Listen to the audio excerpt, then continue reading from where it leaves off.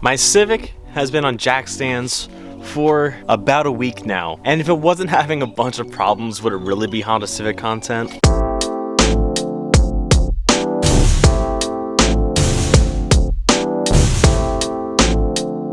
What is going on, guys? I hope you guys are having a wonderful day. This is a video that I would have never really expected to make because this was supposed to be something that was just easy maintenance and something to make my life easier and the car run better. So if you guys watched my last video, I was doing an oil change and I was complaining about the oil filter not wanting to come off, and I still cannot get it off. I have tried every single trick and tip I've seen online.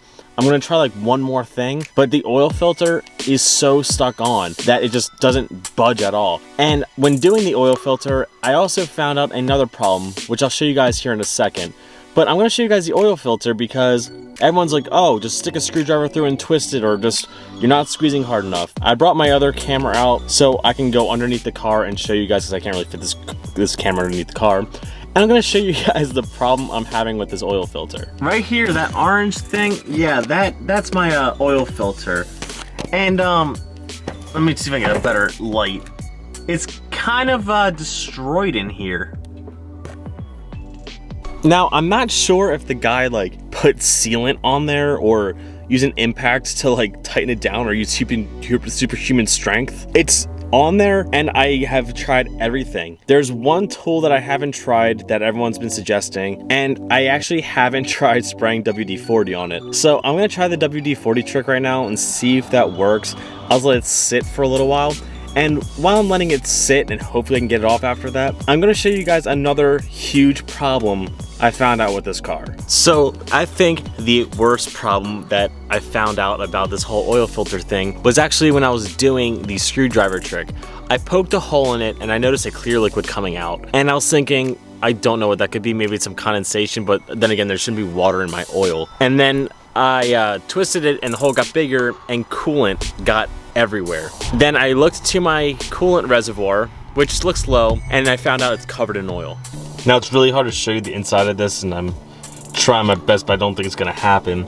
But it's green and brown on the inside there, which shouldn't really be like that. So not only did I find out that I can't get this oil filter off because of whatever reason, but then I found out that when I eventually do get it off, which I know I'll eventually get it off, I might just need some help or some other tips and tricks, so if you guys have any, please put them in the comments below. But I found out I also need to change out my head gasket because it's leaking oil and coolant into everywhere, and that's not ideal for anything. I figured I'd have to change out my head gasket eventually, but everyone was saying just wait until it actually blows and then change it out, just so you don't have to change out something that might have already been changed out or something that might not be as bad as you think. Well, it turns out it's a lot worse than I think because I have coolant in my oil and oil in my coolant, and I want to boost, but I can't when my car has stuff like that in there, and it sucks.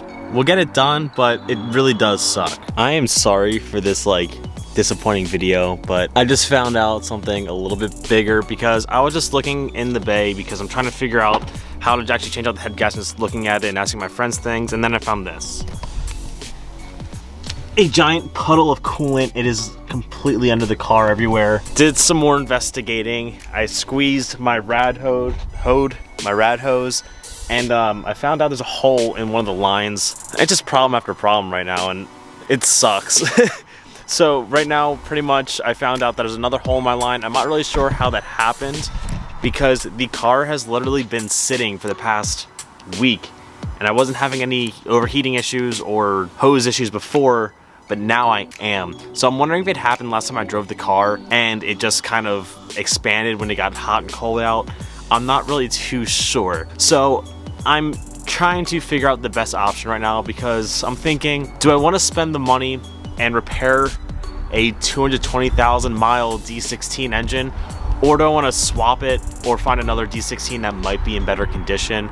So right now I'm just going through a mix of emotions on it because I don't have the money for it right now, and I might have to push off content in general if I actually want to swap the blocks. So right now it's a tough call for me, but I'm hopefully gonna have an answer soon of what I want to do. This is one of those times I keep telling you guys to stay motivated, and it's like something like this where you have a car, you're having all these plans for it, you're starting to mod it, you're starting to have fun, and something like severe goes wrong. Now, it could just be a head gasket and a broken hose, and that could be it, and the engine could be in complete perfect condition. I just need to investigate more, so I need to take the head off. I'm not gonna do that today though. But my also biggest fear is that I might actually have a crack in my cylinder wall.